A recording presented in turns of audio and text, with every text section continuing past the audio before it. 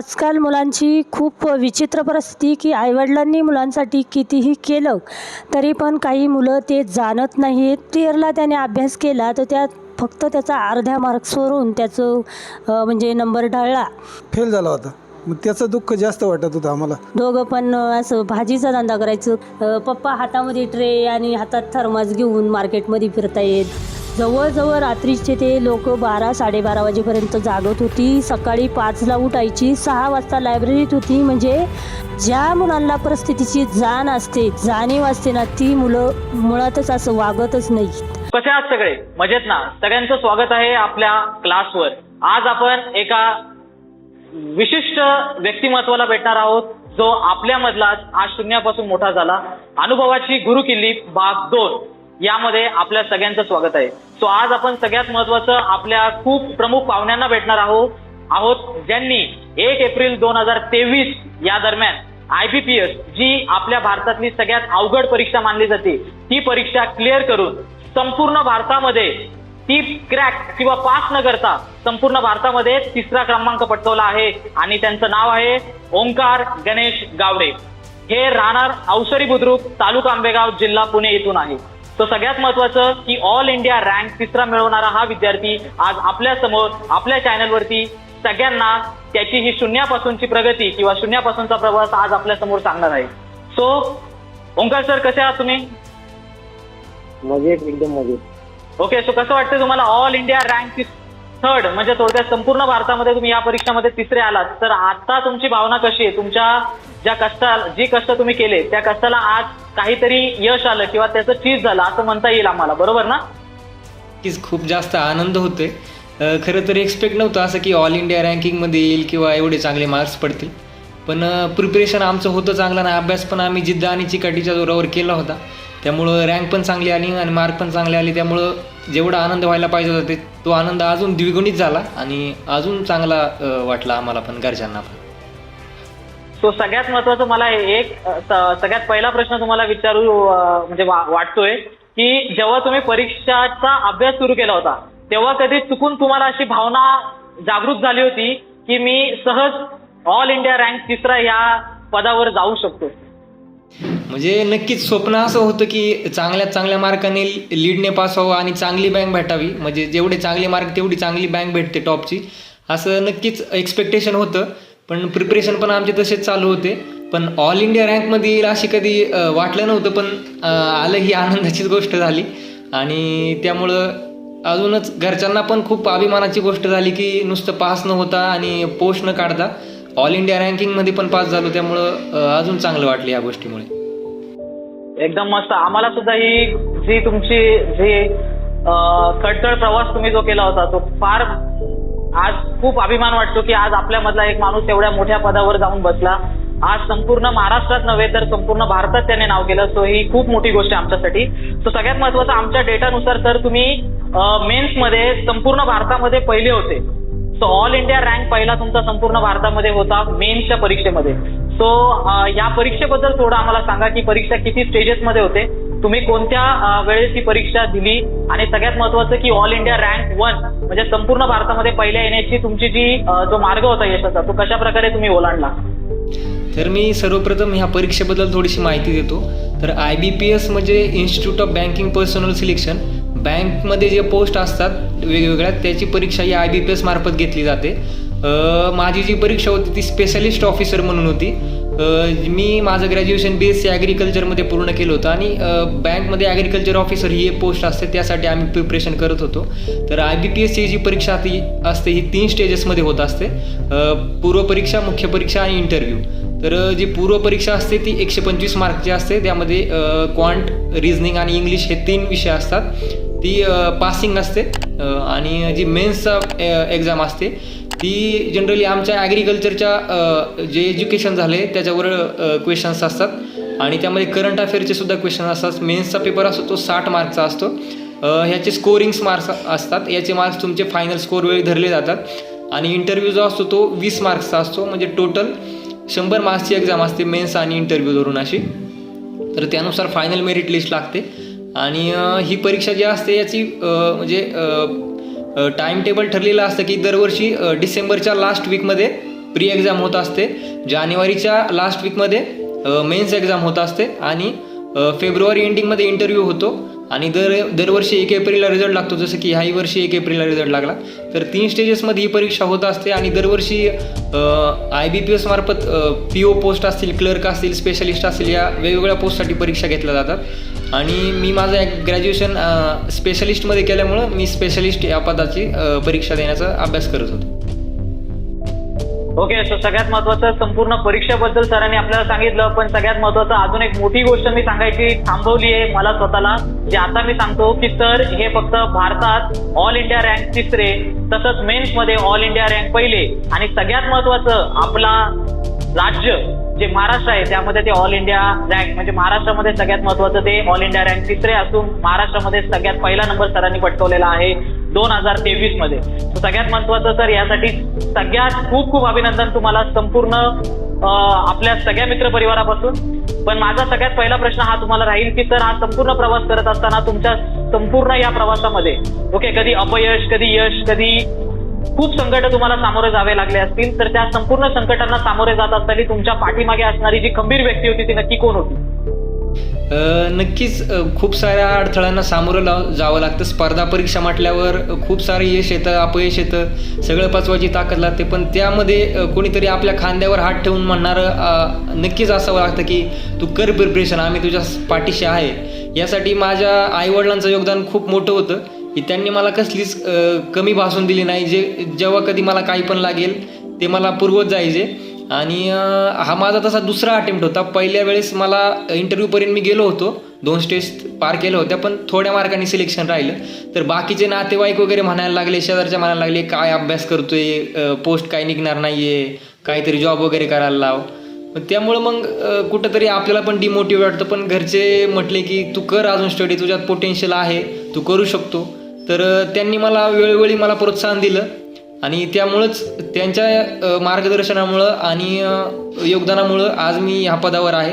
तसेच आईवडिलांबरोबर जे मला शिक्षक लाभले त्यांनी सुद्धा मला वेळोवेळी मार्गदर्शन केलं. माझे शाळेतले शिक्षक असतील, कॉलेजचे शिक्षक असतील, त्याचबरोबर माझे मित्र जे होते हे मला खूप चांगले भेटले.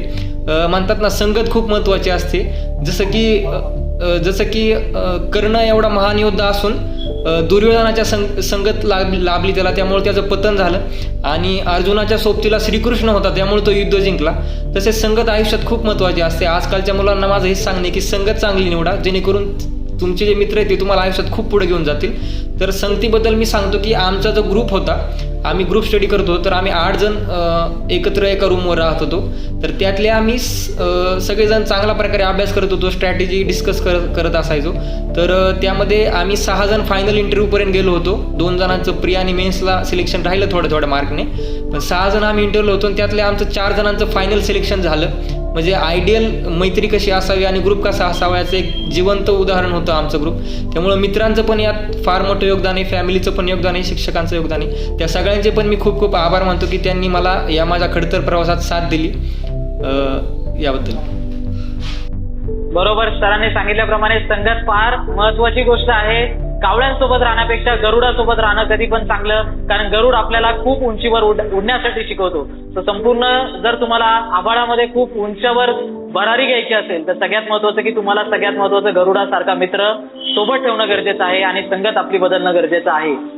सो सर, असा एक छोटासा इन्सिडेंट जो तुमच्या आयुष्यामध्ये तुम्हाला भारावून टाकणार होता, की म्हणजे अशी काहीतरी घटना तुमच्या आयुष्यामध्ये ज्याने तुम्हाला ती घटना बघितल्यानंतर किंवा ती घटना तुम्ही अनुभवल्यानंतर तुम्हाला वाटलं की खरंच कुठेतरी एक गव्हर्नमेंट अधिकारी किंवा एका गव्हर्नमेंट पोस्टला जाण्याची अतिशय फार गरज आहे, तर तो एक इन्सिडेंट छोटा सर एकदम काही सेकंदांमध्ये सांगता येईल का?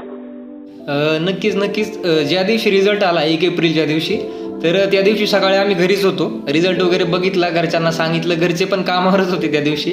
तर संध्याकाळी जेव्हा ते आले त्यावेळी खूप अभिमान वाटला त्यांना की आपल्या मुलाने असं नाव केलं. दिवसभरात मला खूप सारे फोन येत होते, म्हणजे अगदी आमदार खासदारांपर्यंत फोन येत होते. जे कधी आपल्याला डायरेक्ट ओळखू शकत नाही त्यांचे सुद्धा फोन आले की अभिनंदन तुमचं, असं तुम्ही पोस्ट वगैरे काढली. त्याचनंतर त्या दिवशी संध्याकाळी सत्काराला वगैरे गावातून सरपंच वगैरे जे असतील पुढारी लोक ते आले, गावातले विविध लोक आले. त्यामुळं नक्कीच कुठंतरी घरच्यांना पण अभिमानाची गोष्ट होती, माझ्यासाठी पण अभिमानाची गोष्ट होती. आणि जवळपास 15-20 दिन कोणी ना कोणी घरी यायचंच की सत्कार आहे, सत्कारासाठी आमच्या घरी या, किंवा ते आमच्या घरी यायचे आणि गायडन्स विचारायचे, आपल्या मुलांना पण गाईड करा, असं तसं, की त्यांना पण सांगा चांगला अभ्यास करावा. म्हणजे असे काही दिवस 1 महिनाभर हेच चालू होतं, जोपर्यंत आमचं जॉईनिंग होत नाही तोपर्यंत हेच चालू होतं. म्हणजे खूप अभिमानाची गोष्ट वाटते की आपल्याकडून पण कोणतरी गायडन्स घेते आणि आपल्याला कोणतरी विचारते. समाजात पण काही लोक ओळखायला लागलेत. खरी ओळख म्हणजे कशी असते, आपल्याला आपल्या आईवडिलांमुळे गावात ओळखलं जातं, पण ज्या दिवशी आपल्यामुळे आपल्या आईवडिलांना ओळखलं जाईल गावामध्ये, तो खरा अभिमानाचा क्षण असतो एका मुलासाठी, की हे दिवस प्रत्येकाने आपल्या आईवडिलांना दाखवावे आणि ह्या दिवसाचं जन्माला घातल्याचं चीज करावं. हेच माझं सगळ्या तरुण पिढीला सांगणं आहे यातून. ओके, सगळ्यात महत्वाचं खूप चांगलं वाक्य सरांनी आपल्याला सांगितलं की आयुष्यभर मुलाची ओळख ही वडिलांच्या नावामुळे होत असते, पण एक दिवस आयुष्यामध्ये नक्की आणा प्रत्येकाच्या वडिलांच्या, की तुमच्यामुळे त्यांची ओळख नक्की होईल. तो आज आपले सर आज महाराष्ट्रात नव्हे तर संपूर्ण भारतामध्ये आज त्यांच्या नावावरून आज त्यांच्या आई वडिलांची ओळख होते, तर ही फार अभिमान पटवून देणारी गोष्ट आहे. ओके, तर सगळ्यात महत्वाचं की सर एक गोष्ट मला विचारावीशी वाटेल तुम्हाला आता, की जेव्हा तुमचा रिझल्ट आला, जेव्हा तुम्ही ऑनलाईन मोबाईलवर तो रिझल्ट पाहिला, तर सगळ्यात पहिली कोणती व्यक्ती होती तुमच्या आयुष्यामध्ये की जिला फोन करून तुम्ही त्या व्यक्तीला सांगितलं किंवा त्या व्यक्तीच्या समक्ष जाऊन सांगितलं की मी ही परीक्षा क्लिअर केली आहे आणि असं पद मला भेटलेलं आहे? नक्कीच माझ्या आईला मी सगळ्यात आधी कॉल केला की सिलेक्शन झाले, आणि त्यानंतर वडिलांना पण सांगितलं की सिलेक्शन झाले. त्यानंतर मग सगळीकडे मित्रांना वगैरे नातेवाईकांना कळलंच होतं.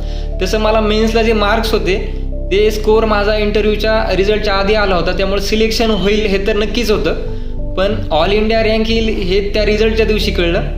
त्यामुळं घरच्यांना पण त्याच्यामुळं अजून आनंद झाला, आणि सगळ्यात जास्त मी घरच्यांनाच क्लोज आहे, त्यामुळे मी मम्मीला आणि पप्पांना सगळ्यात आधी सांगितलं, त्यानंतर मग बाकीच्यांना सांगितलं. मग जेव्हा तुमचा हा रिझल्ट ऐकला गेला तुमच्या आईकडे, म्हणजे आईने ऐकला किंवा तुमच्या वडिलांनी ऐकल्यानंतर सगळ्यात पहिली प्रतिक्रिया त्यांच्या चेहऱ्यावर काय होती? खूपच नक्कीच मग हा आनंदाचा क्षण असतो प्रत्येक आईवडिलांसाठी की आपल्या मुलाने सरकारी अधिकारी होणं म्हणजे ही खूप मोठी गोष्ट आहे. आणि त्यांना पण खूप जास्त आनंद झाला. ते म्हटले कॉंग्रॅच्युलेशन्स वगैरे केलं. घरी आल्यावर पण जेव्हा प्रत्यक्षात भेटले तेव्हा पण म्हणजे कडकडून मिठी मारली की आनंद झाला त्यांना. आनंद अश्रू त्यांच्या डोळ्यात दिसत होते. ते हे पाहून मला पण खूप जास्त आनंद झाला आणि काहीतरी केल्याचं चीज झालं असं वाटलं. ओके ओके, खूप भारी, मस्त, एकदम मस्त सर. सो आता सर सगळ्यात महत्त्वाचं, आता तुम्ही रुजू कुठं आहात सर? आता माझं पोस्टिंग छत्तीसगड राज्यामध्ये बिलासपूर सर्कल आहे. तिथे मला एक गाव आहे, तिथं पोस्टिंग आहे माझं. Okay okay. आणि सर आता सगळ्यात महत्त्वाचं की कधी म्हणजे जेव्हा तुम्ही आयुष्यामध्ये 10वी 12वी करत होते तेव्हा कधी असा विचार मनात आला होता की मी सरकारी पदासाठी तयारी करेल आणि आयुष्यामध्ये ते सरकारी पद मला भेटेल, या मार्गाने मी असा जाईल, अशी कधी भावना किंवा असं कधी पाथ तुम्ही डिफाईन केला होता का? तसं मी एक म्हणायला गेलं तर स्वतःच्या तोंडाने स्वतःची बढाई सांगणं चुकीचं आहे, पण तरी पण मी एक आधीपासून एक म्हणजे हुशार विद्यार्थी होतो. प्रायमरीमध्ये पण स्कॉलरशिपला असताना मला 300 पैकी 300 मार्क्स होते. म्हणजे ऑल महाराष्ट्रामध्ये पण तेव्हा पहिली रँक होती माझी. म्हणजे आधीपासूनच मुलाचे पाय पाळण्यात दिसतात तसं म्हणतात तसं माझं म्हणजे आधीपासूनच थोडंसं अभ्यासाच्या बाबतीत थोडंसं आवड होती मला. त्यामुळं कुठंतरी गव्हर्नमेंट जॉबचा अभ्यास करायचा असा माझा आधीपासून प्रण होता. पण मी सुरुवातीला जेव्हा 8वी 9वीला होतो तेव्हा मी UPSC वगैरे करायचा अभ्यास ठरवलं होतं. आणि त्यानंतर जसं जसं मी डिग्रीला गेलो तेव्हा पण करायचं चाललं होतं माझं. पण काही अडचणी येतात आणि आपल्याला कसं वाटतं की लवकर सेटल व्हायचे. मिडल क्लास फॅमिलीतून असतो आपण काय विचार करतो लवकरात लवकर कुठली तरी पोस्ट पाहिजे. तर ही पोस्ट माझ्या ॲग्रिकल्चर बॅकग्राऊंडच्या जवळ असल्यामुळं आणि इतरांच्या तुलनेत थोडीशी सोपी असल्यामुळं तर मी ही पोस्ट निवडली आणि या परीक्षेचा अभ्यास चालू केला. खूप खूप चांगलं सर, एकदम खरंच अभिनंदन तुमचं. सो सर आपला जो नेक्स्ट प्रश्न माझ्याकडून तुम्हाला राहील की जेव्हा तुम्ही शालेय शिक्षण करत होते तर शालेय शिक्षण करत असताना तुमच्या जिल्हा परिषद म्हणा किंवा हायस्कूल म्हणा किंवा ज्या तुम्ही 5वी ते 10वीच्या शाळेत होते त्या शाळेमध्ये सगळ्यात आवडतीचा शिक्षक तुमचा कोणता होता? आणि सगळ्यात महत्त्वाचं म्हणजे त्या शिक्षकाने कशा प्रकारे तुमच्यामध्ये म्हणजे एक प्रेरणादायी गोष्ट रुजू केली जी आज संपूर्ण समाज, आज संपूर्ण भारत ती गोष्ट बघतंय? आमच्या शाळेमध्ये अभ्यासिका नावाची एक गोष्ट होती अवसरी बुद्रुकच्या शाळेमध्ये. तर त्यामध्ये सकाळी 10वीला असताना सकाळी 7 वाजता सुपेकर सर नावाचे सर होते ते की 7 वाजता अभ्यासिका चालू करायची. शाळा 10 वाजता चालू व्हायची आमची. तर 2 तास आमचा सकाळी येऊन स्टडी करायला लावायचे. म्हणजे थोडक्यात लायब्ररीसारखं वातावरण आम्हाला तेव्हापासून सवय लागली लायब्ररीची, जे की स्पर्धा परीक्षाची मुलं आत्ता पुण्यात राहून पैसे देऊन लायब्ररीत जातात.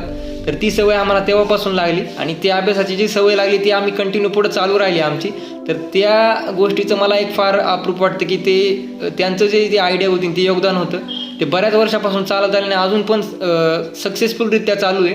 ते सर रिटायर्ड झाले पण त्यांनी जो वारसा चालवला आहे तो अजून पण चालू आहे आणि त्याचा नक्कीच आम्हाला फायदा झाला. पुढे पण त्या शाळेमध्ये याचा नक्कीच सगळ्यांना फायदा होतोय आणि ही एक चांगली सवय लागली. तसेच आपण एका शिक्षकांना न म्हणता असे सगळ्या शिक्षकांचं कॉन्ट्रीब्युशन माझ्या यशामध्ये आहे. प्राथमिक शाळेचे शिक्षक असतील, ज्युनियर कॉलेज असेल, माझे डिग्री कॉलेजचे शिक्षक असतील, सगळ्यांचंच कॉन्ट्रीब्युशन आहे. पण सगळ्यांनी जो काय मला मार्गदर्शन केले त्यामध्ये सगळ्यांचं मी खरंच खूप ऋणी आहे. कारण गुरु असेल तर शिष्याला मार्ग दिसतो आणि तो मार्ग दाखवायचं काम त्यांनी केलं. प्रयत्न करणं आपल्या हातात असतं पण दिशा दाखवणं हे नक्कीच गुरुच्या हातात असतं. तर ते मुलाचं मार्गदर्शन मला सगळ्या शिक्षकांकडून माझ्या वेळोवेळी होत आलं. याच्याबद्दल मी सगळ्यांचा ऋणी आणि त्याबद्दल त्यांचे खूप खूप आभार मानतो. बरोबर, एकदम मस्त. सो अभ्यासिकेची गोष्ट आज कुठेतरी चांगल्या पदावर नेण्यासाठी बनलेली आहे. ओके, खूप खूप चांगलं सर. सो सगळ्यात महत्त्वाचं की सर आता हे संपूर्ण प्रवास तुम्ही केला, या संपूर्ण प्रवासामध्ये तुम्हाला सगळ्यात जास्त अडथळे नक्की कुठे जाणवले की बाबा इथे खूप अडथळे येतात आहे आणि जर मी हे केलं नसतं तर कदाचित मी अजून पुढे गेलो असतो? अडथळे म्हणाल तर स्पर्धा परीक्षा ही अशी गोष्ट आहे की जी वेळ घेते आपला.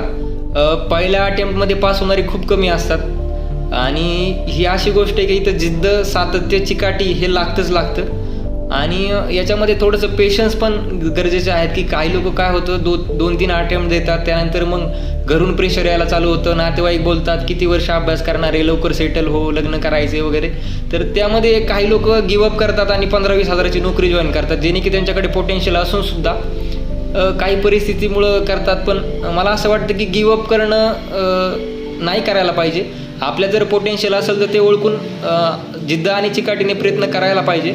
मला पण पहिल्या प्रयत्नात अपयश आलं होतं पण मला माहीत होतं की मी काहीतरी करून दाखवेल, कारण माझ्यात तेवढं चिकाटी होती आणि माझ्यात तेवढे पेशन्स होते. तर मी पण पुढच्या वेळेस म्हणजे आपण म्हणतो ना जे होतं ते चांगल्यासाठी होतं. मागच्या अटेम्प्टला जर मी पहिल्या अटेम्प्टला जर पास झालो असतो तर काठावर कुठंतरी पास झालो असतो तर मला कोणी ओळखलं नसतं, फक्त एक ॲग्रिकल्चर ऑफिसर म्हणून ओळख झाली असती माझी. पण आता दुसऱ्या अटेम्प्टला मी ट्राय केलं तर माझी ऑल इंडिया रँक आली. म्हणजे आपण म्हणतो ना जर प्रयत्न आणि सातत्य तुम्ही जर ठेवलं तर तुम्हाला नक्कीच देव देतो ते चांगलंच देतो. त्यामुळं प्रयत्न सोडू नका आणि कष्ट करत राहा. यश तुमचं नक्कीच एक दिवस तुमच्या हातात नक्कीच येईल. ओके, खूप खूप चांगलं सर. सर मला एक प्रश्न पडलाय स्वतःला की जेव्हा तुम्ही हॉस्टेलला घर सोडून राहत होते तर जेव्हा तुम्हाला सगळ्यात महत्त्वाचं की ज्या पण गोष्टींची गरज पडत होती, म्हणजे फॉर एक्झाम्पल पैसे म्हणा किंवा कोणतीही अडचण तुम्हाला त्या शिक्षणामध्ये येत असेल किंवा जेव्हा तुम्ही परीक्षेची तयारी करत असाल, त्या सगळ्या तयारींमध्ये सगळ्यात महत्त्वाचं की खूप मोलाचा वाटा ओके कोणत्या व्यक्तीने दिला आणि जो तुमच्या आयुष्यात आजही रोजी येणारा काही काळ आणि तुम्ही जेव्हा खूप अडचणीत होते किंवा जेव्हा तुम्ही परीक्षेची तयारी करत होते तेव्हा तो व्यक्ती तुमच्या पाठी खंबीरपणे देवासारखा उभा होता? मला सगळ्यात जास्त साथ तर घरच्यांचीच लाभली. त्यांनी कधी कुठल्या गोष्टीची कमीच पडून दिली नाही मला की मी दुसऱ्याकडे कुणाकडे काहीतरी मागावं. जे कधी मागितलं ते प्रत्येक वेळी पूर्ण होत गेलं. त्यामुळे नक्कीच घरच्यांची साथ प्रत्येकाला असते, ती मला पण लाभली. तसेच मित्र जे होते, काही गरज लागली समजा घरच्यांकडे प्रत्येक वेळ नाही मागू शकत, त्यावेळी जर कधी मित्रांची गरज लागली तर मित्रांनी पण भरपूर मदत केली. त्यामुळं घरचे आणि माझे जे मित्र असतील ह्यांनी मला प्रत्येक वेळोवेळी खंबीरपणे माझ्या पाठीशी उभे राहिले माझ्या खडतर आयुष्यामध्ये. बरोबर सांगितलं. आता सर तुमचं नक्की पुढे ध्येय काय असेल की बाबा IBPS तुम्ही क्लिअर केली, ऑल इंडिया रँक तुम्ही 3रे आहात, महाराष्ट्रामध्ये तुम्ही पहिले आहात, सो याच्या पुढचं वाटचाल तुम्ही कशी करणार आहात किंवा नक्की तुमचं ध्येय काय यापुढे सर? आता नक्कीच आपण एखादी गोष्ट मिळाल्यावर त्याच्यावर समाधान मानणं गरजेचंच आहे, पण त्याचबरोबर आपलं पोटेन्शियल ओळखून अजून आपण याच्यापेक्षा चांगलं काय करू शकतो हे आपण स्वतःला विचारलं पाहिजे आणि त्याच्यानुसार प्रयत्न केले पाहिजेत. माझं आता नुकतंच जॉईनिंग झाले बँकमध्ये, 4-5 महिने झाले, तर आता नवीन जागेवर सेटल होतोय.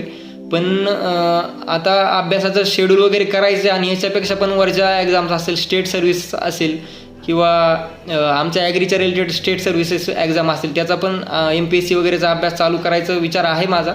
तर ते पण लवकरच चालू करणार आहे मी.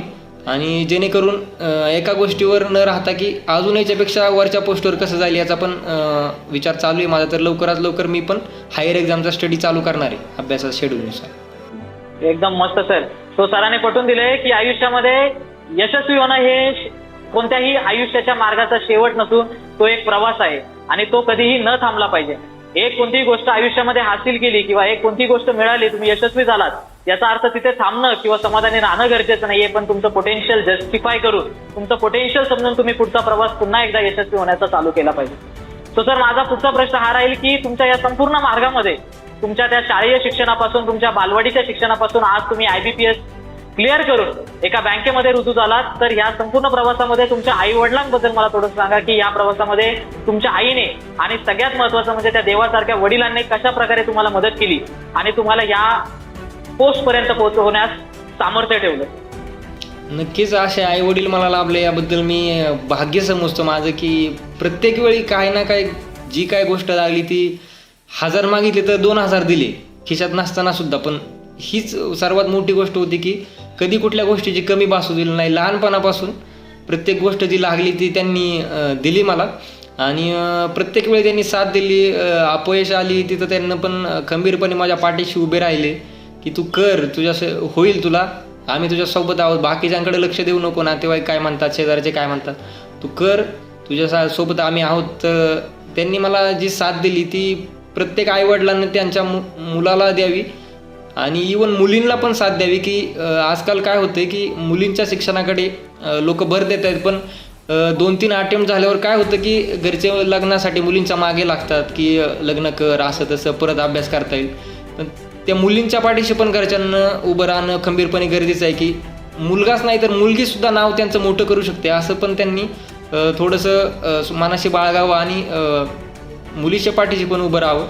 आणि माझ्या पाठीशी घरचे नेहमीच उभे राहिले, त्यामुळं आज मी या पदावर आहे आणि याचा मला खूप अभिमान आहे की असे घरचे आईवडील मला लाभले याचा. सो सर, सगळ्यात महत्वाचं खूप चांगलं उदाहरण तुम्ही दिलं की जसं मुलांच्या मागे भरपूर जण उभे आहात तसंच मुलींना पण सपोर्ट करा, कारण त्यांच्यामध्ये पण पोटेन्शियल आहे. ते सुद्धा भरपूर मोठ्या मोठ्या परीक्षा क्रॅक करतात आहे आणि खरं तर मानलं गेले की ज्या आपल्या UPSCची परीक्षा झाली किंवा MPSCची परीक्षा झाली त्यामध्ये भरपूर उत्तीर्ण होणाऱ्या मुली पण आहेत आणि त्याबरोबर मुलं पण आहेत.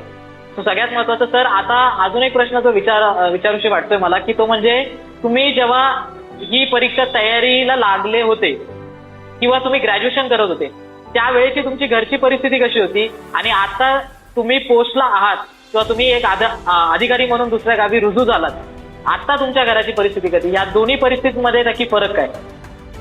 म्हणजे तसं मी मिडल क्लास फॅमिलीतूनच येतो आणि मला आता जॉईनिंग करून 4-5 महिने झालेले आहेत, त्यामुळं अजून परिस्थिती सुधारायची आहे. तर मिडल क्लास फॅमिलीतून आल्यामुळं आपली स्वप्न नक्कीच खूप मोठी असतात की आपल्याला हे करायचे, ते करायचे, घर, गाडी, बंगला, ही सगळ्यांची स्वप्न असतात. पण ह्यापेक्षा पण मोठं काहीतरी करायचं आणि ते लवकरच होईल सक्सेस. तर प्लॅन चालू आहेत, पण आताशी न्यू जॉईनिंग झाल्यामुळं थोडंसं बनवतोय आता प्लॅनिंग फ्युचरचं, काय करायचं, कसं करायचं. तर नक्कीच जेवढी स्वप्न आहेत ती नक्कीच पूर्ण होतील आणि माझ्याबरोबरच घरच्यांची पण स्वप्न काय आहेत ती पण नक्कीच लवकरच पूर्ण होतील. आणि आता म्हणजे वडिलांचा बड्डे पण आहे, तर त्यांना पण लवकरच मोठं सरप्राईज द्यायचा प्लॅन चालू आहे माझा. तर लवकरच ते पण होईल हळूहळू सक्सेस. Yes yes, great. वडिलांना सरप्राईज देण्याचं एकदम मस्त मस्त प्लॅनिंग चालू आहे सर तुमची. पण मी तुमचा सर DP पाहिला, म्हणजे इंटरव्ह्यू घेण्याच्या आधी तुमचा DP पाहिला, तर DP मध्ये तुम्ही आणि तुमच्या मागे एक विमान आहे. तर सगळ्यात महत्वाचं की तुम्ही सगळ्यात पहिला प्रवास विमानाचा कधी गेला?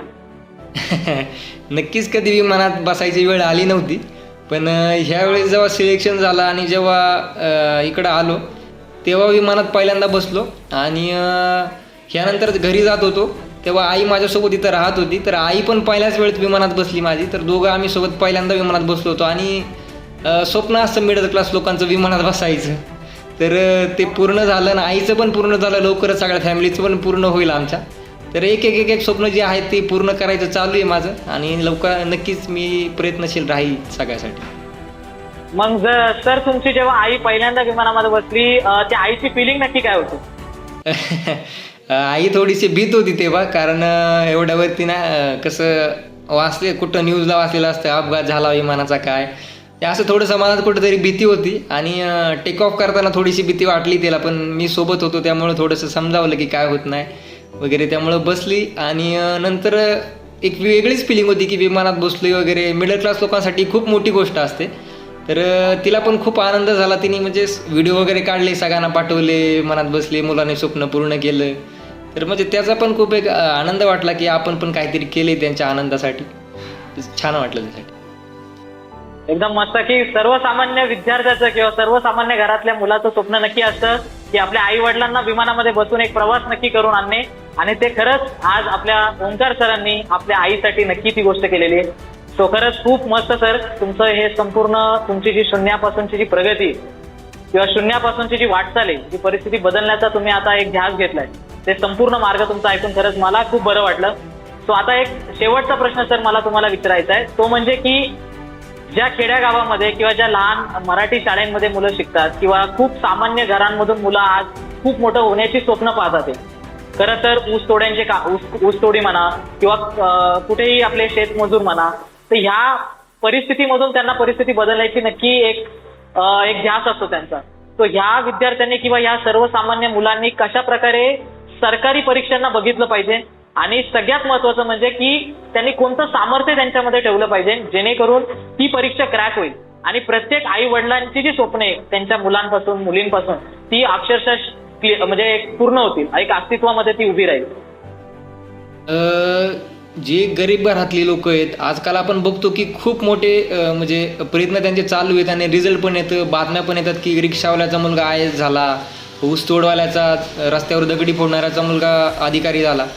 तर हे जे अभ्यास करतायत ह्यांच्या डोळ्यापुढं एकच ध्येय असतं की आपले आईवडील जिथं काम करतायत तिथं आपल्याला काम करायचं नाही आहे आणि आपल्या मुलांना कुठंतरी चांगली आयुष्य जगलं पाहिजे. आणि अभ्यास करताना नेहमी त्यांना त्यांच्या आईवडिलांचा चेहरा डोळ्यासमोर दिसत असतो. त्यांनी आपल्यासाठी किती कष्ट घेतलेत, काय काय दिवस काढलेत, आणि एवढं करूनसुद्धा त्यांनी आपल्याला शिकवले, ह्या अभ्यासापर्यंत आपल्याला लायक समजलं आणि शिकून एवढं मोठं केलं आपल्याला. तर आईवडिलांचा चेहरा नक्की डोळ्यासमोर आणायचा की त्यांनी आपल्यासाठी कष्ट घेतलेत. आणि हे सगळ्यात मोठं मोटिवेशन आहे. कुठला मोटिवेशनल स्पीकरचा व्हिडिओ वगैरे बघू नका, हेच तुमच्यासाठी खूप मोठं मोटिवेशन आहे. आणि जे गावातले लोक आहेत मुलांनी थोडंसं बाहेर पडलं पाहिजे गावातून. कारण मुलं काय करतात, तिथल्या तिथं एज्युकेशन करतात, कुठंतरी कामाला लागतात तिथंच कंपनीत 10-15 हजारावर. तर मुलांनी थोडंसं हायर एज्युकेशन घ्यायला पाहिजे, स्पर्धा परीक्षांकडं वळायला पाहिजे, आपलं पोटेन्शियल बघून वळायला पाहिजे मी म्हणतो. कारण सगळ्यांसाठी स्पर्धा परीक्षा बनलेली नसते, प्रत्येकाचं करिअर वेगळं असू शकतं, काहींना प्रायव्हेट जॉब सूट होतो. तर आपलं पोटेन्शियल बघून त्यांनी आपलं करिअर चूज केलं पाहिजे. दुसरा कोणतरी माझा मित्र करतोय म्हणून मी पण करणार आणि अधिकारी होणार असं नाही. आपलं कुवत ओळखा, जर नक्की शक्य असेल तर नक्की प्रयत्न करा आणि जिद्द आणि चिकाटीच्या जोरावर तुम्ही जर प्रयत्न केले तर एक ना एक दिवस यश नक्की तुमचं असेल. लोक काय म्हणतात याच्याकडे लक्ष देऊ नका, यश अपयश येतच असतं. गव्हर्नमेंट सेक्टर असो, प्रायव्हेट सेक्टर असो, प्रयत्न करताना तुम्हाला अपयश येतच, पण अपयशातून शिकून जो सातत्यानं प्रयत्न करतो त्याला यश एक दिवस नक्कीच मिळतं. तर अभ्यास करत राहा आणि यश तुमचंच आहे एक दिवस. त्यामुळं ऑल द बेस्ट सगळ्यांसाठी.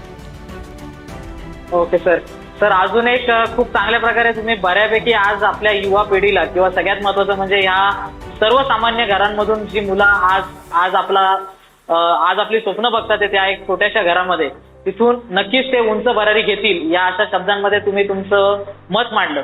तर सगळ्यात महत्वाचं की सर एक प्रश्न अजून एक राहिला जो माझ्या मनात राहतो की सर शेवटचा दिवस असा कोणता तुम्हाला आठवतो की जेव्हा तुमच्या डोळ्यात पाणी आलं होतं?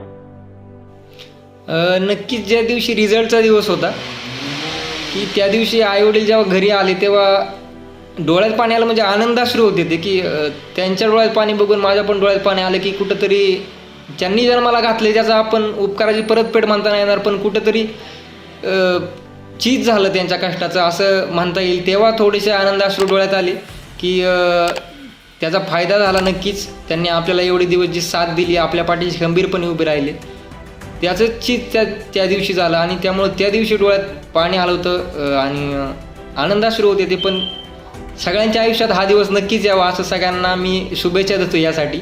हे असे अश्रू आपल्यासाठी आपल्या आईवडिलांच्या डोळ्यात यावं ना आपल्या पण डोळ्यात यावं यासाठी मी सगळ्यांना थोडंसं शुभेच्छा देतो या गोष्टीसाठी. Okay sir. आणि जेव्हा पद तुम्ही क्लिअर केलं नव्हतं, कोणतंही सरकारी पद तुमच्याकडे सर नव्हतं, तेव्हा तुम्ही जेव्हा गावामध्ये येत होते, म्हणजे गावामध्ये येत असताना भूमिका, आणि आज तुम्ही पद क्लिअर करून त्याच गावामधून जेव्हा बाहेर निघता किंवा त्याच गावातल्या रस्त्यांमधून, बारीक बारीक रस्त्यां किंवा मोठ्या रस्त्यांमधून जेव्हा तुम्ही बाहेर निघता किंवा तुम्ही त्या रस्त्यावरून वाटचाल करता, तर ह्या दोन्ही जे इन्सिडेंट आहेत, या दोन्ही इन्सिडेंट मधला फरक काय? पद क्लिअर करण्याच्या आधीचा आणि आज पद क्लिअर करून आज कसं वाटतं, म्हणजे कसा नक्की प्रवास कसा बदलला? नक्कीच गावामध्ये आम्ही म्हणजे मी अभ्यासाला बऱ्यापैकी वेळ आणि शिक्षण पण माझं बाहेरच झालं, त्यामुळे जास्त गावात कोण लोक ओळखत नव्हते. जेव्हा सिलेक्शन झालं त्यानंतर सगळ्या गावात सत्कार झाला, मोठे मोठे लोक आले गावामध्ये आणि फ्लेक्स वगैरे लावले होते. त्यानंतर मला गावात सगळे ओळखायला लागले. इव्हन आता गावात कधी आता एकदाच गेलो मी सिलेक्शन झाल्यापासून गावामध्ये, तर त्यावेळेस म्हणतात साहेब कुठे आता, काय चाललंय, काय साहेबच बोलतात. आणि बाकीचे पण म्हणजे मित्र असतील, ज्युनियर्स असतील, सर बोलतात, इथं पण सगळे सरच बोलतात. त्यामुळं एक रिस्पेक्टेड वाटतं आणि हा रिस्पेक्ट प्रत्येकाला हवा असा वाटतो. तर ह्यासाठी प्रयत्न केले होते, तर ते सक्सेस झालं. आणि सगळ्यांना ह्या दिवसासाठी सगळ्यांनी प्रयत्न करावे की आपल्याला कोणीतरी रिस्पेक्ट देते. आणि ही खूप चांगली फिलिंग असते की ज्या गावात आपण मोठं झालो लहानाचं, तर त्या गावातले लोक आपल्याला आदराने बोलतात आणि आपल्याला ओळखायला लागलेत आता आपल्याला साहेब म्हणून एक. तर ही एक चांगली गोष्ट आहे सगळ्यांसाठी. तर यासाठी सगळ्यांनी नक्कीच प्रयत्न करा. जेव्हा सर तुमच्या वडिलांच्या समोर जर तुम्हाला कोणी साहेब असं म्हटलं असेल तुमच्या गावामध्ये, तर तेव्हा तुमच्या वडिलांची नक्की प्रक्रिया काय होती? नक्कीच अभिमानाची गोष्ट आहे त्यांच्यासाठी की वडिलांच्या समोर मुलाला साहेब म्हणणं म्हणजे खूप मोठी गोष्ट आहे त्यांच्यासाठी. तर त्यांना पण नक्कीच आनंद झाला. असे आई वडील डायरेक्ट बोलून दाखवत नाहीत आपल्या तोंडावर, पण त्यांना मनात कुठेतरी वाटत असतं की खरंच अभिमानाची गोष्ट आहे, आपल्या मुलाने एवढं नाव केलं, तर अभिमान वाटतो त्यांना पण. चांगली गोष्ट, म्हणजे त्यांना पण आनंद होतो या गोष्टीचा. खूप चांगला प्रवास होता सर. तुम्हाला आधी कोणत्या नावाने ओळखत असेल गाव तुमचं? सॉरी सर, आधी तुम्हाला कोणत्या नावाने ओळखत होते गावाला? म्हणजे मला ओंकारच बोलायचे सगळे. माझं नाव ओंकार आहे, तर ओंकारच बोलायचे. शाळेपासून कॉलेजपर्यंत संपूर्ण नाव तुमचं ओंकारच होतं? हा, ओंकारच बोलायचे सगळे. ओके. तो ओंकार पासून साहेब बनण्यापर्यंतचा प्रवास तुमचा अतिशय खूप सुंदरमय आहे. आणि सर, आपल्या क्लासच्या वतीने आणि संपूर्ण आमच्या चॅनलच्या संपूर्ण टीमच्या वतीने तुमचं खरंच मनापासून अभिनंदन. आज जो शून्य कुठेतरी दिसत होता संपूर्ण विश्वाला किंवा आज संपूर्ण आपल्या देशाला, तो शून्य आज बदलून खूप मोठा आकडा आज झालेला आहे, जो आजही रोजी आणि येणाऱ्या काही काळात तो वाढतच जाणार आहे. तो हा संपूर्ण प्रवास तुमचा शून्यापासून तर आज एका कोणत्या तरी मोठ्या किमतीपर्यंत खूप चांगला होता. खूप संकटांना तुम्हाला सर सामोरं जावं लागलं आणि त्या संपूर्ण संकटामध्ये तुम्हाला देवासारखे आई वडील लाभले, जे तुमच्या पाठी खंबीर उभे होते. आणि सरकारी पोस्ट मिळवणं हे तुमचं स्वप्न तर नक्कीच पूर्ण झालं, पण हा जो रेकॉर्ड तुम्ही जो बनवला तो कधी न मोडण्यासारखा आहे किंवा तो तोडण्यासाठी बराच प्रयत्न आज येणाऱ्या विद्यार्थ्यांना करावा लागेल, जो आज महाराष्ट्रामधला पहिला, भारतात तिसरा. सो सर, खूप खूप अभिनंदन. आणि तुमची संपूर्ण जी पण स्वप्न तुम्ही पुढे पाहिली असेल, तुमच्या वडिलांच्यासाठी, तुमच्या आईसाठी, तुमच्या संपूर्ण कुटुंबासाठी आणि आज संपूर्ण भारतासाठी, सो ही सगळी स्वप्न तुमची वेळोवेळी पूर्ण होऊ हीच देवाचरणी माझी प्रार्थना. आणि असंच तुम्ही दरवेळेस खूप चांगल्या चांगल्या पदांवर रुजू होऊ आणि चांगल्या चांगल्या गावांमध्ये जाऊन 4 लोकांमध्ये तुम्ही काम करत राहू. सो खूप खूप धन्यवाद. सो कसं वाटतंय सर आता? Thank you so much. तुम्ही मला तुमच्या शोमध्ये बोलवला आणि व्हिडिओ घेतला माझा, जेणेकरून सगळ्यांना पण मोटिवेशन भेटेल की मिडल क्लास फॅमिलीतला मुलगा पण ह्या पदापर्यंत पोहोचू शकतो, हे सगळ्यांना कळेल. आणि माझ्या गावातल्या पण मुलांनी कुठं ना कुठं अभ्यास करून पुढं जावं, हे मला पण खूप वाटतं. तर त्याबद्दल तुमचं खूप खूप आभार की तुम्ही मला बोलण्याची संधी दिली. आणि नक्कीच तुम्ही ज्या मला शुभेच्छा दिल्यात त्या तुमच्या शुभेच्छांचा मी नक्कीच स्वीकार करेल. आणि नक्कीच यानंतर पुढचा एक अधिकारी होऊन एक नवीन व्हिडिओ आपण लवकरच घेऊ की ज्या मी नवीन पोस्टवर असेल त्यावेळी. तर धन्यवाद तुमचं पण खूप खूप खूप खूप चांगलं सर. आतापासूनच तुम्ही सर शब्द दिलाय की नवीन पोस्टची व्हिडिओ आपण नक्की लवकरात लवकर आणू आणि प्रत्येक गाव, प्रत्येक समाज, प्रत्येक संपूर्ण देश आपलं आणि प्रत्येक घरातला तुम्हाला बघणारा माणूस आज तुमच्या नेक्स्ट व्हिडिओची वाट नक्की बघेल. तर सर, जसा शब्द दिलाय तसा तुमच्या संपूर्ण करिअरसाठी आणि तुमच्या संपूर्ण पुढच्या पोस्टसाठी खरंच खूप खूप अभिनंदन.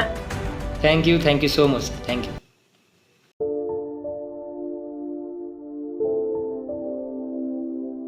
सो आजचे आपले युवांना सगळ्यात महत्त्वाचा आदर्श असलेला माणूस आणि सगळ्यात महत्त्वाचं एक शालेय विद्यार्थी आज खूप मोठ्या सरकारी पदावर रुजू आहे, ते म्हणजे सर ओंकार गणेश गावडे. सो आज त्या ओंकार गणेश गावडे सरांच्या आईवडिलांना आपण थेट त्यांच्या गावी म्हणजेच अवसरी बुद्रुक, तालुका आंबेगाव, जिल्हा पुणे येथे त्यांना भेटण्यासाठी आलो आहे की सगळ्यात महत्त्वाचं की आपल्या मुलाने एवढं मोठं सरकारी पद मिळवणं, शून्यापासून सगळी प्रगती करणं आणि आज कुठेतरी एका चांगल्या पदी रुजू असणं हे प्रत्येक आईवडिलांचं स्वप्न असतं. पण आज आपल्या ओंकार सरांनी त्यांच्या वडिलांचं आणि आईचं स्वप्न पूर्ण करून आज त्यांच्या शून्याला कुठेतरी एक मोठं मूल्य देण्याचं काम केलेलं आहे. सो सगळ्यात महत्त्वाचं आपण त्या ओंकार सरांचे आज आपण आईवडिलांची नक्की काय प्रतिक्रिया ही आपण जाणून घेऊ. सो सर आणि मॅडम, तुम्हाला सगळ्यात महत्त्वाचं की आपल्या मुलाने एवढं मोठं पद मिळवलं याचा काय अभिमान वाटतो किंवा कसं वाटतं की बऱ्यापैकी आज कसं वाटतं तुम्हाला बऱ्यापैकी की एवढी मोठी पोस्ट आज आपल्या मुलाच्या हातात आहे? म्हणजे त्यांनी जे काही पद मिळवले त्याचा तर आम्हाला अभिमान आहेच आहे, पण तो त्याच्या मनानेच पुढे चालायचा. म्हणजे लहानपणापासून त्याचं क्लासमध्ये किंवा वर्गामध्ये सुद्धा प्रथम क्रमांक असायचा. त्यावेळेला मी मंचर येथे मुळेवाडी, मोरडेवाडी अशा शाळेमध्ये त्याला टाकलेलं होतं, कारण आम्ही तिथे राहत होतो. तर त्यानंतर तो 5वीला इकडं विद्या विकास मंदिर अवसरी बुद्रुक येथे आलेला आहे आणि मुळेवाडी शाळेमध्ये सुद्धा तो 4थीला स्कॉलरशिपमध्ये राज्यात पहिला आलेला आहे. त्याचे काही ट्रॉफीज वगैरे त्याचं म्हणजे खूप सत्कार झालेला आहे घोडेगावला वगैरे पंचायत समितीत. एक जिद्द आहे त्याच्या मनात आणि तो पहिल्यापासूनच असं बोलायचा की मम्मी मला काहीतरी बनायचं आहे. पहिलं तर त्याचं स्वप्न असं होतं की मी UPSC कलेक्टर होणार, पण एक म्हणजे लहानपणापासून त्याचं एक टार्गेट होतं की मी काहीतरी बनणार किंवा मी काहीतरी करणार, असं त्याचं पहिल्यापासूनच उद्दिष्ट होतं. आणि त्यानंतर आम्ही थोडंसं सपोर्ट पण त्याला करत राहिलो की तुला हवं ते घे. तसं तर आमची परिस्थिती थोडी कमकुवतच होती, असं काही नाही की खूप काही पैसा वगैरे होता, पण त्यातल्या त्यात आम्ही दोघेही नवरा बायको जॉब करून असं त्याला थोडंसं शिकवलं, म्हणजे थोडंसं त्याला प्रोत्साहन दिलं. आणि सर्वात महत्त्वाचे म्हणजे आजकाल मुलांची खूप विचित्र परिस्थिती की आईवडिलांनी मुलांसाठी कितीही केलं तरी पण काही मुलं ते जाणत नाहीत किंवा त्याचं मूल्य ठेवत नाहीत. कष्टाचा मान राखला, त्याला असं वाटलं की आपल्या आईवडिलांनी एवढं कष्ट केले. आणि ॲक्च्युली मी तर एक अपंगच आहे आणि अपंग असूनसुद्धा मी जॉब करत होते. म्हणजे त्याला वाटायचं की आपली मम्मी किंवा आपले पप्पा त्यांना पण मणकेचा प्रॉब्लेम आहे, ते पण असे कामावरती जातात.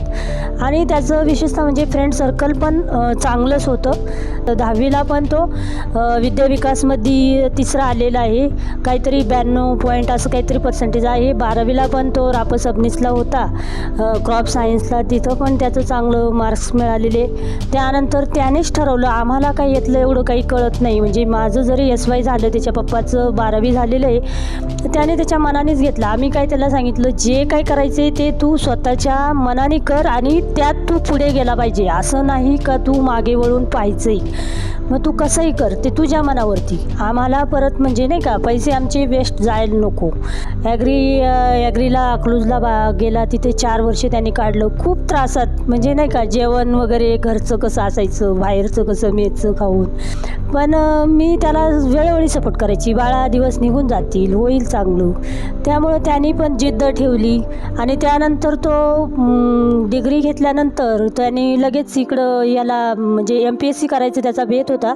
पण आधीच्या मुलांचं जे काही ते एक्सपिरियन्सवरून त्यांनी असा विचार केला की आपल्याला जॉब लवकर भेटायला पाहिजे आणि हे बँकिंगच्या परीक्षेचं करायचं ठरवलं. तर म्हणलं ठीक आहे, तुला जे आवडेल ते तू कर, पण त्यात तू यशस्वी हो एवढीच आमची अपेक्षा आहे, बाकी आम्हाला तुझ्याकडून काहीही नको आहे. पण त्यानंतर त्याने पहिल्याच फर्स्ट इयरला त्याने अभ्यास केला, तर त्यात फक्त त्याचा अर्ध्या मार्क्सवरून त्याचं म्हणजे नंबर ढळला. तर त्यावेळेला सुद्धा तो अपसेट झाला. पण त्याला आम्ही सांगितलं होतं की बाळा तू टेन्शन घेऊ नकोस, मुलं 4-4, 5-5 वर्ष अभ्यास करून सुद्धा सुटत नाही, तुझ्यामध्ये असं काहीतरी आहे की तू करू शकशील. पण सेकंड इयरला त्याने अभ्यास केला तर तो राज्यामध्ये फर्स्ट आला आहे आणि देशामध्ये 3रा आला आहे आणि विविध स्तरावरून त्याचं सत्कार झाले, कौतुक झाले. म्हणजे सगळीकडं पण विशेष असं आहे की आम्हाला दोघा नवरा बायकोंना पण असा अभिमान वाटतो की म्हणजे मुलांनी, कुठलेही आईवडील असू दे, आपल्या मुलांनी आपल्या आईवडिलांच्या कष्टाची जाण ठेवावी आणि अशा पद्धतीने थोडंसं पुढं गेलं ना तर काहीच म्हणजे अवघड नाही आहे. आणि दुसरी गोष्ट अशी आहे की त्याने आत्तापर्यंत यश जे मिळवलं आहे ते यश मिळवूनही त्याने हुरळून जाऊ नये. इथून पुढे त्याने उत्तर प्रगती करावी, यशाच्या पुढच्या पायऱ्या त्यांनी गाठाव्या, आपल्या गावाची, समाजाची, देशाची, सर्वांची सेवा करावी, सर्वांना सोबत घेऊन चालावं एवढीच अपेक्षा आहे. आणि आमचा आशीर्वाद सदैव त्याच्या पाठीशी असणारच आहेत, त्याबद्दल काही शंकाच नाही. सो सगळ्यात महत्त्वाचं की मॅडम आणि सर की खूप काही तुम्ही ओमकार सरांबद्दल सांगितलं. आज त्याचा म्हणजे शाळेतल्या पहिल्या दिवसापासून आज भरपूर काही त्यांनी संपादित केले, त्या सगळ्या गोष्टी तुम्ही सांगितल्या. पण मला एक किंवा आम्हा सगळ्यांना एक गोष्ट ऐकूशी वाटेल की जो विद्यार्थी प्रत्येक परीक्षा सरकारी देत होता आणि कुठेतरी जाण्याचा प्रयत्न करत होता, कुठेतरी यशस्वी होण्याचा प्रयत्न करत होता, तर तुम्हाला कधी असं चुकून वाटलं होतं की आपला मुलगा हा संपूर्ण देशात तिसरा येईल आणि आपल्या स्वतःच्या महाराष्ट्र राज्यात तो एखाद्या सरकारी परीक्षेमधून पहिला येईल, असं कधी तुम्हाला सर आणि मॅडम कधी वाटलं होतं का? तसं आम्हाला म्हणजे पहिल्यापासून तो हुशार असल्यामुळं असं वाटत होतं तो परीक्षा देतोय म्हणल्यावर तो कुठंतरी त्याला यश संपादन करणारच आहे तो. पण एवढं देशात किंवा राज्यात येईल असं वाटत नव्हतं. म्हणजे तो सुटल एवढी गॅरंटी होती आम्हाला, पण राज्यात किंवा देशात येईल असं नव्हतं वाटत. सो सांगितल्याप्रमाणे सरांनी आम्हाला सांगितलं की सगळ्यात पहिला फोन आय थिंक सो आईला झाला होता की मी हे पद क्लिअर केले किंवा ही परीक्षा माझी क्लिअर झाली, अशा प्रकारे मी बाबा ही पोस्ट मी मिळवली. तर सगळ्यात महत्त्वाचा जेव्हा पहिला फोन आला होता आणि जो फोन आधीच्या इतर फोनपेक्षा कदाचित वेगळा असावा, तर तो पहिला फोन आणि तो पहिला आवाज जो पोस्ट निघाली असा जेव्हा तुमच्या मुलाचा तुमच्या कानी पडला, तेव्हा सगळ्यात महत्त्वाचा तुम्हाला कोणता क्षण आठवला आपल्या आयुष्यातला? तसं तर मी हॉस्पिटलमध्ये संजीवनला मंचरला जॉब करते आणि मी त्या दिवशी जॉबला गेली होती. त्याची अशी इच्छा होती की मी त्या दिवशी घरी राहावं. रिझल्ट होता 1 एप्रिलला आणि मला तर हॉस्पिटलचं असल्यामुळे मला काही सुट्टी भेटू शकली नाही. पण मी 9 वाजले आणि सारखे त्याच्या फोनची वाट पाहत होते की आत्ता फोन येईल, कसं होईल, काय होईल. पोटात एक धाकधुकी होती आणि हॉस्पिटलमधला सगळ्या स्टाफलासुद्धा माहिती होतं. सगळे स्टाफ बोलायचं आला की फोन, आला का फोन, काय झालं काय झालं. पण फर्स्ट त्याने मला फोन केला ना, इतकं छान वाटलं आणि नाही का अक्षरशः डोळ्यातून म्हणजे ना अश्रू आलेत. पण त्यावेळेला म्हणजे फक्त पासिंगचं कळलं होतं आणि नंतर मग 1 तासाने ते कंप्लीट झालं की तो राज्यात पहिला आला आहे, देशात तिसरा आला आहे. आणि मग सगळ्यांना सांगितलं, सगळ्यांना आनंद झाला. हॉस्पिटलमध्ये सुद्धा सगळे म्हणायला लागले की तुझ्या कष्टाचं चीज झालं बाबा, वहिनी 12 वर्ष तू एवढी सर्व्हिस केली, असं तसं मॅडम तुम्ही, म्हणजे असं सगळंच कौतुक करायला लागले. पण खूप छान वाटलं की असं एवढं देशात राज्यात येईल, म्हणजे एक असं विश्वास होता त्याच्यावरती, कॉन्फिडन्स होता. पण इतकं काही करेल असं नाही वाटलं आणि असं वाटत होतं ना की आत्ता काम सोडून घरी जाऊ, त्याला असं मिठी मारावी नाही का, असं जरा थोडंसं वेगळं फील झालं. पण काय आता जॉब चालू असल्यामुळे मी संध्याकाळीच आले. पण तोपर्यंत त्याचं इथं भरपूर काही स्वागत झालं होतं आम्ही यायच्या अगोदर, त्यामुळं काही नाही म्हणजे ठीक वाटलं की चला भाऊ आपण नाही तर कुणीतरी केलंय. Sir I think so sir तुम्हाला दुसरा फोन झाला होता आणि आय थिंक सो तुम्हाला जेव्हा हे शब्द कानी पडले की बाबा माझ्या मुलाने एवढं काही केलं आहे आणि एवढं त्यातून पद तर मिळवणं हे तर खूप अवघडच आहे, पण त्यातून नंबर काढणे भारतात आणि राज्यात ही काय सोपी गोष्ट नाही आहे. सो मग ते शब्द जेव्हा तुमच्या कानी पडले किंवा ते जेव्हा तो आवाज ऐकला तुम्ही, तेव्हा सगळ्यात महत्त्वाचं आयुष्यात अशी कोणती घटना आठवली तुम्हाला किंवा असं काय वाटलं की जेणे तुम्ही बऱ्यापैकी भारावून गेले आणि आज वाटलं की त्या दिवशी तो आवाज ऐकून किंवा तो कॉल आल्यानंतर तुम्हाला वाटलं की आज आपलं कष्ट नक्की आपल्याला परत म्हणजे फळ कष्टाचं झालं आणि आपण जी आज दगदग करत होतो आयुष्याच्या दिवस, सकाळी घड्याळ बघून आणि रात्री घड्याळ बघून जी कामं करत होतो ती बऱ्यापैकी आज कुठेतरी कामाला आली. मी मोर्डे फूड्समध्ये कामाला आहे. एक 33 वर्ष झाले मला तिथं कंपनीत कामाला आहे. मी 90पासून तिथं जॉब करतो. ते 1 तारखेला त्याचा रिझल्ट होता. 1 तारखेला आम्हाला कधीच सुट्टी भेटत नाही, स्टॉकच्या कामामुळे ना सुट्टी भेटत नसते. म्हणून मी कामावर गेलो होतो. मला काहीतरी 9:15 त्याचा कॉल आला का पप्पा माझं जे सिलेक्शन झालं आहे, एवढाच फोन आला. बाकी काय रिझल्ट नंतर 1 तासाने आला ना, का जे कुठल्या रँकला आहे काय आहे, तर तोपर्यंत फक्त रिझल्ट आला, माझं सिलेक्शन झालं आहे. त्याचा आनंद मला खूप झाला. पण त्याच्यानंतर मला परत म्हणलं अरे अक्षूचं मामाचा मुलगा पण तीच परीक्षा देत होता, माझ्या सख्या मामाचा मुलगा. एक 6वी वेळ होती त्याची त्याच परीक्षेसाठी, पण तो 1 मार्काने फेल झाला होता. मग त्याचं दुःख जास्त वाटत होतं आम्हाला. त्या सगळ्यात आधी सत्कार करायला तो मामाचाच मुलगा इथं सगळ्यांच्या अगोदर घरी आला होता त्याचा सत्कार करायला. तर तो म्हणला स्वतःचं दुःख बाजूला ठेवून तो त्याच्या स्वतः आनंदामध्ये दुसऱ्याच्या तो यशामध्ये सहभागी ते झाला. सहभागी झाला. आणि शिवाय त्यासाठी सुद्धा माणसाचं मन असं मोठं असं माझं आहे ना, असं हृदय भरून आलं होतं म्हणजे का बा माझ्या मुलांनी कुठं झेप घेतली असं, तर खूप चांगलं वाटलं होतं. जेव्हा आय थिंक सो जेव्हा सर लहान होते म्हणजे बऱ्यापैकी बोलतात ना की जन्म झाल्यानंतर भरपूर घटना घरामध्ये होतात की मुलगा जन्माला आला किंवा मग बाबा ह्या सगळ्या गोष्टी घरामध्ये चालतात प्रत्येकाच्या की बाबा त्याला मुलगा झाला आहे किंवा त्यांना मुलगा जन्माला आला आहे किंवा त्याला म्हणजे तिला नातू आला आहे. सो सगळ्यात महत्त्वाचं की जेव्हा जन्म झाला ओंकार सरांचा तेव्हा अशी कोणती घटना आठवती की जी आजच्या घटनेसोबत रिलेट होऊ शकते, की खरंच वाटलं होतं तेव्हा त्याची हालचाल बघून की आज खरंच तो एवढ्या मोठ्या पदावर आणि सगळ्यात महत्त्वाचं रँकमध्ये येईल. सो अशी कोणती घटना आठवती तुम्हाला? ते तसं तर तो जन्माला आल्यावरती तर सगळ्यांना आनंदच झाला होता घरामध्ये की मुलगा झाला आहे असं तसं. पण लहानपणापासून तो खूप म्हणजे असं नाही का धडपडी आणि उद्योगी होता. शांत बसणे त्याच्या तत्वात अजिबात बसत नव्हतं आणि खूप त्रास द्यायचा. इतका तापड होता की निश्चित चिडचिड आणि तक असं नाही का, हे पाहिजे ते पाहिजे. शाळेत पण मम्मी मला हे पाहिजे, मम्मी मला ते पाहिजे, पेन पाहिजे, वही पाहिजे. म्हणजे सरांनी सांगितलं का लगेच याच्या दप्तरात दुसऱ्या दिवशी पडलंच पाहिजे असं त्याचं ते स्वभाव होता. पण त्याचं जसं फर्स्ट इयरपासून म्हणजे पहिलीपासून नाही, इवन बालवाडीत पण आणि पहिलीपासून जेव्हा त्याचं ते रिझल्ट यायला लागले तो मिनिमम मला वाटतं 7वीपर्यंत तरी ना फर्स्ट रँकनीच तो येत होता. आणि तो कुठंतरी आम्हाला असं वाटत होते की याला जर आपण थोडंसं गायडन्स केलं तर हा शेवटपर्यंत नक्कीच चांगल्या याच्यावरती जाऊ, चांगलं वळण दिलं, चांगले संस्कार केले तर हा नक्कीच कुठंतरी पुढं जाईल. आणि परिस्थिती म्हणजे त्यावेळेला आज 25 वर्षापूर्वी खूप काही परिस्थिती जरा डाऊन होती. पैशाची प्रॉब्लेम असायचे, सर्व काही. आम्ही मंचरला राहायचं, दोघं पण असं भाजीचा धंदा करायचं, काही पण काम करायचं आम्ही. आणि ते कॅडबरीत जात होते त्यावेळेला पेमेंट पण फार कमी होतं. पण आणि सारखं चिडचिड केल्यामुळे तो आजारी पण सतत असायचा. पण तापड खूप होता तो. आणि असं वाटायचं म्हणजे ना पहिल्यापासूनच असं वाटत होतं की तो काहीतरी करणार आणि बनणार. आणि सर्व आमच्या नातेवाईकांमध्ये सुद्धा सगळ्यांना असं वाटायचं की त्याला आम्ही सोन्या बोलतो आवडीने, सोन्या काहीतरी करेल, सोन्या काहीतरी करेल असे सगळेच म्हणजे सगळ्यांच्या तोंडात हे वाक्य होतं. कारण तो तेवढा चंचल आणि हुशार पण होता. आणि त्याने ते चीज म्हणजे त्याने ते करून दाखवलं. हेच आमच्यासाठी खूप आहे. आमची बाकी काहीच अपेक्षा नाही. काय म्हणतात ना, याच्यासाठी केला होता अट्टहास. तर आमचा एवढाच अट्टहास होता की त्यांनी काहीतरी बनावं आणि पुढं जावं. तर तो गेला, खूप छान वाटते. आणि तो तसं तर त्याने आता सांगितलं आहे की गरीब मुलांना पैशाच्या अभावी असे मोठमोठे क्लासेस लावता येत नाही. तर मला जरा थोडंसं मोकळीक झाली की आता तो नवीनच सेट होतो आहे का मी गरीब विद्यार्थ्यांचे असे क्लास वगैरे मग मी चालू करणार आहे की जेणेकरून त्यांना फी वगैरे परवडत नाही, त्यांना थोडंसं गायडन्स करणार आहे. आणि ती पोरं पण असं म्हणजे यूट्यूबचे व्हिडिओ पाहून त्याला बोलतात की सर तुम्ही आम्हाला गायडन्स करा, आम्हाला मार्गदर्शन करा, कसं केला अभ्यास काय वगैरे. तर ते तो सांगतो त्यांना अशा पद्धतीने करा, तसं करा. आणि ते क्लास पण चालू करणार आहे तो. तर पाहूया आता त्याला वेळ भेटल्यानंतर तो करेलच, त्याबद्दल काही शंकाच नाही.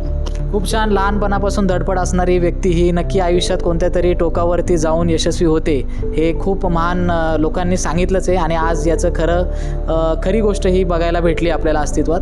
सो सगळ्यात महत्त्वाचं सर, ही परीक्षा क्रॅक करायच्या आधी किंवा ही परीक्षा पूर्ण करायच्या आधी, संपूर्णपणे व्यवस्थित देण्याच्या आधी ओंकार सरांनी अजून इतर परीक्षा व्यवस्थित म्हणजे वेगळ्या पद्धतीने दिल्या असाव्यात. सो त्या वेगळ्या परीक्षेमध्ये अपयश आल्यानंतर किंवा ती परीक्षा क्रॅक नाही झाली ही अभावी कुठे ते थांबलेत असं तुम्हाला जाणवलं की बाबा ते थांबलेत आणि तिथे तुम्ही त्यांना खूप असा हातभार लावला आणि बऱ्यापैकी त्यांना पुन्हा मोटिवेशन आणि इन्स्पिरेशन देण्याचं काम केलं, जेणेकरून ते आज बऱ्यापैकी पुढे जाऊ शकतील असा तुम्ही मार्गदर्शन त्यांना त्या टायमाला केलं. तर अशी कोणती घटना तुम्हाला आठवते की जिथे तुमचा मुलगा खचला होता पण तुमच्या काही 2-4 शब्दांनी तो पुन्हा उभा राहिला आणि परत त्या ध्येयाकडे जाण्याचं काम चालू केलं? सर तर तो पहिल्यांदाच FOG's परीक्षा दिली त्यांनी, पण तो 1 मार्काने इंटरव्ह्यूला रिटर्न आला होता पहिल्या वर्षी.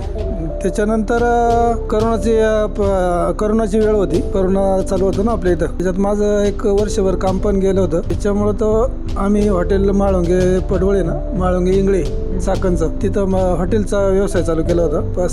5-6 महिने चालवला तो. त्यावेळेस मग त्यांचं पण कॉलेज बंद असल्यामुळं तो पण आमच्याबरोबर महिनाभर होता. त्यांनी पाहिलं बापाची धडपड कशी आहे. म्हणजे चहा वगैरे विकायला यायला त्याला होतं थोडक्यात. हा का? त्यामुळं मग व्यवसाय चालू काहीतरी केला आणि त्याला पैसे भरायचे होते आम्हाला. 57,000 रुपये त्या इयरचे भरायचे ते होते. वर्षाची फी भरायची राहिली होती. पैसेच नव्हते आमच्याकडे. महिनाभर माळूला हॉटेल टाकलं. मग 1 महिन्यानी कंपनीने परत यांना बोलवलं. मग हे गेले. पण म्हणजे ना त्यावेळेला त्याच्या डोळ्यातून असे अश्रू आलेले की पप्पा हातामध्ये ट्रे आणि हातात थर्मास घेऊन मार्केटमध्ये फिरतायत. हे काय दिवस आहेत, आपल्याला काहीतरी केलंच पाहिजे, ह्याच्याशिवाय पर्याय नाही. म्हणजे हे थोडंसं त्याने मनाशी जिद्द बांधली की नाही बाबा आता आपल्याला काहीतरी केलंच पाहिजे असं. आणि त्याचं असं त्या मोटिवेशन व्हायचं म्हणजे काही असं ही वेळ आलेलीच नाही. कारण ॲक्च्युली काय झाले की मुलांचे जे जुने फ्रेंड सर्कल आहेत त्याला पोरांना विचारलं होतं त्यांनी की UPSC कसं असतं, MPSC कसं असतं. त्याने ते थोडीशी पुस्तकं पण वाचलेली आहेत UPSC MPSCची. आणि त्याला असं वाटत होतं की आपल्याला लवकर जॉब मिळावा पण सरकारी मिळावा. मग हे कुठलं क्षेत्र निवडायचं. फर्स्ट इयरला तो अर्ध्या मार्काने तो मागे फिरला. म्हणजे त्याचं हे नंबर मेरिटेशन ढळलं, त्याचं चान्सेस गेला. पण त्यावेळेला तो नाराज झाला की बघ मम्मी अजून अर्धा मार्क पडला असतं तर ह्या वर्षी सिलेक्शन झालं असतं. पण होतंय ते चांगल्यासाठी होतंय. कदाचित तो कमी रँकनी त्यावेळेला तिथं गेला असता. पण सेकंड टाईम तेव्हा ज्या सेकंड चान्स घेतला त्यावेळेला तो राज्यात किंवा मग देशात वगैरे त्यावेळेला तो आलाच नसता. हे तरी कुठंतरी आम्हाला थोडंसं वाटतंय की ठीक आहे होतंय ते चांगल्यासाठीच होते आणि ते चांगलंच पुढं व्हायचं होतं म्हणून त्याचा ईश्वराने तो अर्धा मार्क कमी केला होता. बस बाकी त्याला काही म्हणजे एवढं प्रोत्साहन द्यायची वगैरे गरज लागली नाही. आणि त्याला पण हे अनुभवित होतं की आता आमच्या मामे सासऱ्याचा मुलगा 5 वर्ष झाले ती एक्झाम देतोय, तो अजून पण म्हणजे थोड्या मार्कवर जातोय. त्याला हे पण माहीत होतं हे यश काही लगेच मिळणारं नाही, ह्याच्यासाठी वेळ हा जाणारच आहे आणि आपल्याला प्रगती करावी लागेल.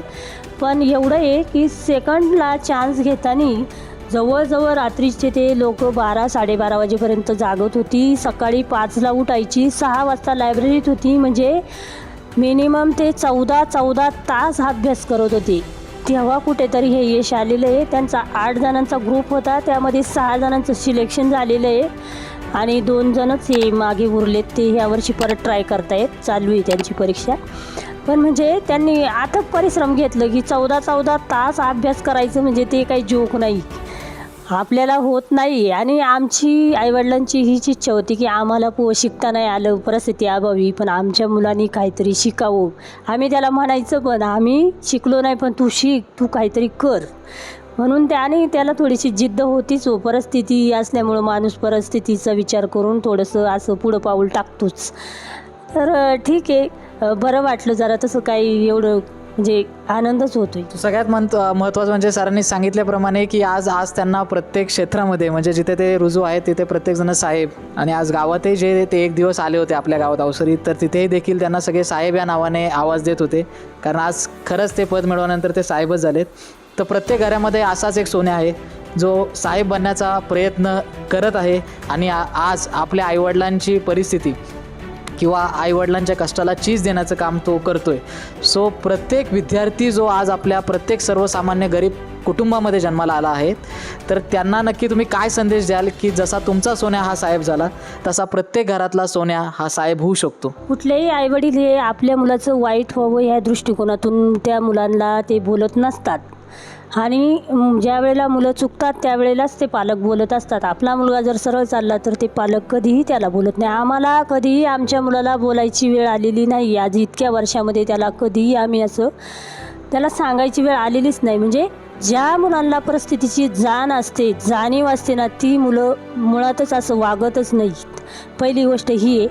आणि सर्वांनी म्हणजे काय माझा मुलगा एखादा ऑफिसर झाला असं नाही. अशी जगामध्ये नाही देशात किती होतात किती जातात. त्यांनी काही एवढं काही केलं आहे असं आम्हाला म्हणायचं नाही किंवा आम्हाला त्या गोष्टीचं गर्व पण नाही आहे. पण मग गरिबीतल्या जी गरीब आईवडील आहेत त्यांच्या कष्टाची जाण त्यांच्या मुलांनी ठेवून जर ती पुढं गेली ना तर त्या आईवडिलांना जो आनंद असतो ना तो शब्दात अजिबात मोजता येत नाही. त्याचं ते मूल्य काय असतं ना हे त्या मुलांना कळू शकत नाही. तर प्रत्येक हा होऊ शकतो. आपल्यामध्ये पात्रता आहे, आपल्यामध्ये तेवढं म्हणजे प्रत्येकामध्ये काही ना काहीतरी गुण असतातच. प्रत्येकाने आपल्याला ज्या क्षेत्रामध्ये आवड आहे त्या क्षेत्रातून त्यांनी पुढं जावं आणि नावलौकिक कमावं आणि आपल्या आईवडिलांच्या कष्टाची जाण ठेवावी, एवढीच अपेक्षा आहे. ऑटोमॅटिकली मुलं पुढं जातात. त्यांनी पण त्यांचे पालक बोलत असेल तर त्यांनी काही वाईट वाटून घेऊ नये. जगामध्ये अशी परिस्थिती आहे की कोणालाच आपण पुढं गेलेलं पाहत नाही, पण आपले आईवडील असे असतात की त्यांना आपलं मुलं आपल्यापेक्षा थोडंसं पुढं गेलेलं पाहायचं असतं.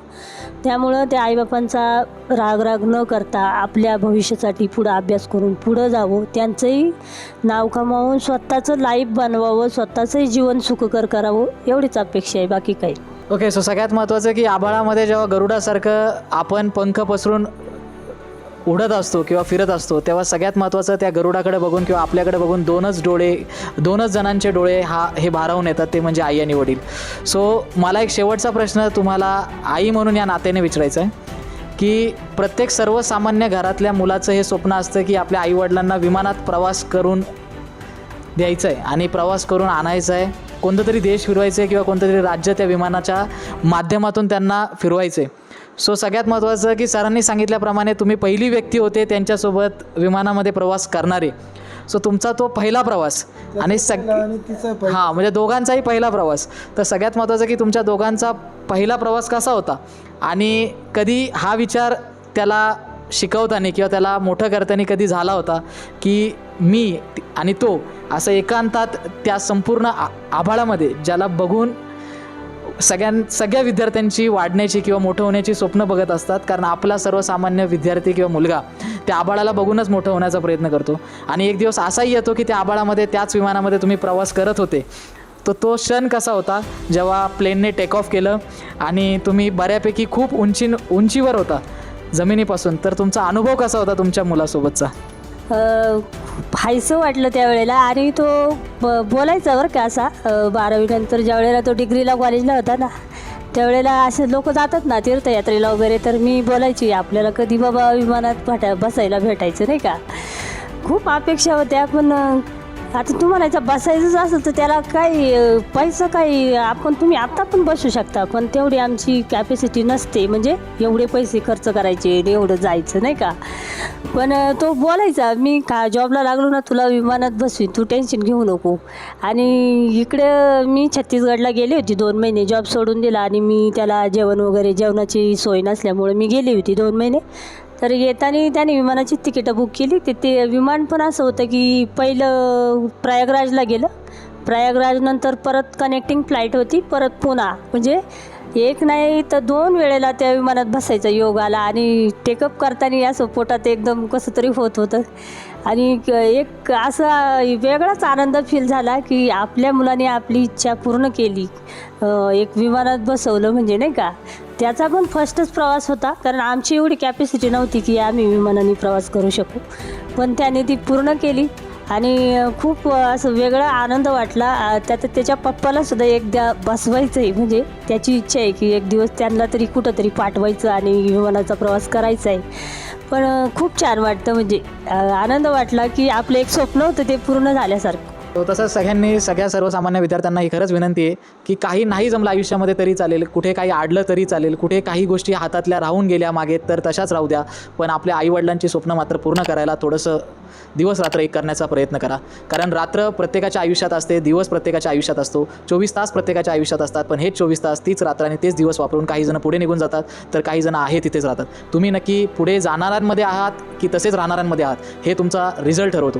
सो प्रत्येकाने जर तुम्ही कोणत्याही सरकारी पदासाठी जर तयारी करत असाल तर सगळ्यांना हात जोडून हीच विनंती आहे की तुम्हाला कोणत्याही मोटिवेशनची गरज पडत नाही आयुष्यामध्ये. तुम्हाला कोणी सांगेल आणि मग तुम्ही करायला काही आवश्यकता नाही आहे. आपल्या त्याच आईवडिलांचे कष्ट बघा, तुमच्यामध्ये परत जान निर्माण होईल आणि परत गरुडासारखी झेप घ्या आणि पुन्हा एकदा त्या आभाळाला भेट देण्याची तयारी पुन्हा चालू करा. कारण आईवडिलांचे कष्ट, त्यांच्या डोळ्यामधले अश्रू आणि त्यांची परिस्थिती ही जो बदलण्याचं सामर्थ्य जो ठेवतो तर त्याला संपूर्ण निसर्ग भेट देतो. आणि ज्याच्याकडे ताकद आहे, ज्याच्याकडे नॉलेज आहे, ज्याच्याकडे स्वतःचं पोटेन्शियल आहे तो कधीच मागे पडत नाही. कारण ज्याने आईवडिलांची परिस्थिती बदलण्याचं स्वप्न ज्या रात्री पाहिलं आणि ज्या दिवशी ते पूर्ण करण्यासाठी सूर्याच्या आधी उठण्याचा प्रयास केला त्याला आयुष्यात कधीच कोणती गोष्ट कमी पडत नाही. सो खरंच सर आणि मॅडम आज तुमच्या मुलाने खूप मोठी भरारी आज गरुडासारखी घेतली. सो खरंच तुम्हाला भेटून मला खूप चांगलं वाटतंय आणि खरंच ही इंटरव्ह्यू आणि सगळ्यात महत्त्वाचं की इंटरव्ह्यू भारताच्या प्रत्येक टोकापर्यंत जाईल ही शाश्वती आपण देऊ शकतो, कारण प्रत्येक घरामध्ये असा एक विद्यार्थी सोन्याहून साहेब बनण्याचा प्रवास नक्की करत आहे.